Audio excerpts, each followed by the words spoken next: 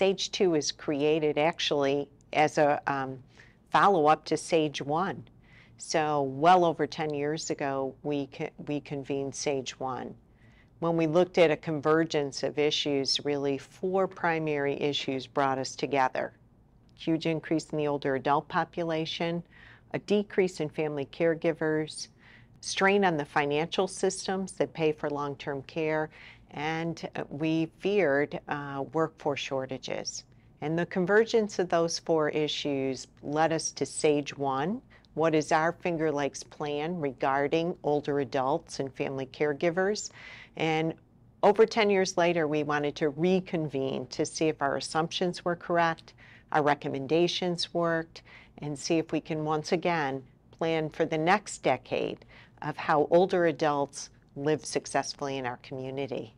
Our experience was, I would say, pretty good because my dad still had the energy to take care of my mom, and we shared that responsibility.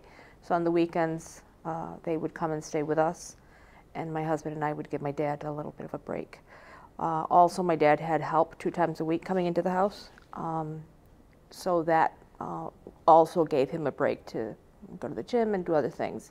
Another benefit that we had was my mom was still mobile, so he could actually take her with him. The data is clear that aging, we need to plan for a health system and a community wellness network that recognizes that we are becoming an older population. One of the challenges that has changed in the last 20 years, and maybe even so since the first SAGE Commission, is that care has become increasingly fragmented, and it's really difficult for older adults and their family members to navigate the healthcare system and for folks to get what they need to be well. So just fragmentation of care is a huge issue. It's a complicated system. So if people have access to transportation, social connectedness with other people, financial stability, if their issues of abuse are addressed, whether that's financial or physical, they do better. Working with the Asian community here in Rochester, particularly the Latino community, what I see that is very important is that depression and a lot of infirmities and sicknesses have really delved into the community. First of all, because of the aging factor already. A lot of them already have a lot of high risk health situations, and being isolated adds to the stress of that. So in rural areas, we have small, pockets of seniors and the elderly. In some cases, we have isolated elderly. In New York State, because of the agricultural base and the history, there's many elderly that are living alone miles from others because that was the family home, that was the family farm. That may not be farming anymore, but has ended up being the place where people reside. And so that, is a generational thing. So again, that complicates both the ability to socialize, the ability to be prepared, for instance, prepared for the future, and the ability to, get to places or have services get to you. I think in this day and age, workforce has become a unbelievably difficult issue, especially at the lowest levels of employment, which are really significantly important to the aging population. So healthcare workers, the lower level hospital care workers, home health aides, etc., are almost impossible to recruit and find and retain. So that whole level of care might exist, but without staffing, it can't be implemented. Well, let me talk about physicians first. I think in general, we have not focused on primary care for the last 30 years. And the older adults feel that more acutely, I think, than many other populations.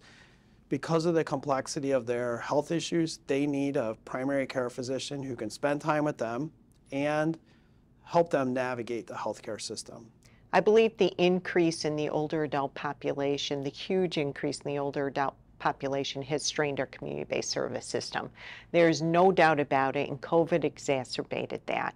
And so right now, I think it is very difficult to serve people the way they need to be served, and certainly timely, the way they need to be served in a timely manner. And oftentimes, for many of our community-based services, people are put on a waiting list, and for some, they can't wait. One of the things that we have realized over the years with the aging population is very important to them, not only personally, but for their mental health, to make sure that they age in place. And what that means is either age in the home that they currently are, or at least in the community that they currently live. They want to make sure that they stay around their family, their friends, the familiar grocery store, the familiar pharmacy. So it's very important critically, not only because they want to, but for their own health, to stay within the area where they live, whether that means in their own home or in an affordable housing apartment. As we look at the issues of aging in the 21st century, it is striking how much we are being required to look at the questions that our foreparents were asking 100 years ago. Because we really thought we had made systemic change in the life of elders in America, that they would not age in poverty because of the incredible impact of Social Security and the commitment that private industry had to really making sure that there were pensions and plans for care for workers as they aged. That has worked very well for most of my life, but we're in a different place now. We in the Finger Lakes region watched what happened when corporate restructuring led to many retirees who knew they had a parachute. They had planned properly, and all of the benefits that they were promised were changed, if not disappeared. One of the key things that we're looking at is trying to figure out how to support the older adults that are not eligible for Medicaid, but don't make enough money to be able to afford services. So if they can't afford services and they are not eligible for Medicaid, how do they get those services? And this is something that we're talking about in the report, and also making recommendations to the state as they have discussions about recommendations for the New York State Master Plan on Aging.